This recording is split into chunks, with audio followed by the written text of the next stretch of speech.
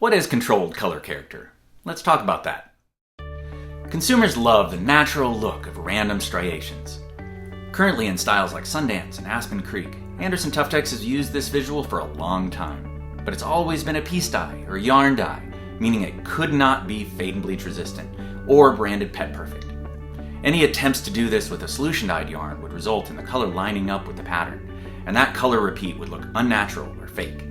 Similar to when you see a knot in a vinyl plank or laminate. Once you see that knot more than once, you can't unsee it. It looks artificial.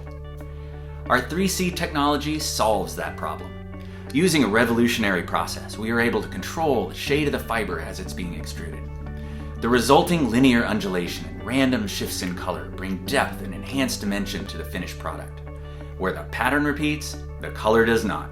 And, for the first time ever, makes a randomly striated product able to be fade and bleach resistant. You'll find this in AT's 2023 intros, Moderne, Batik, Marquette, and Magnifique, and many more are on their way.